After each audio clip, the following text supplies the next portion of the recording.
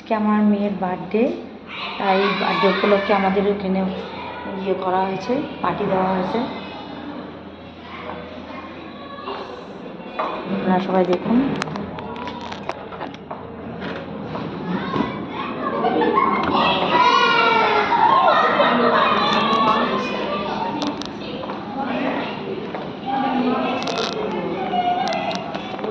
এই যে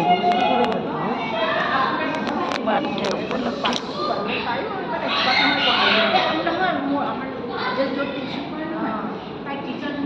এই পাখি আইকন সবাই এসেছে।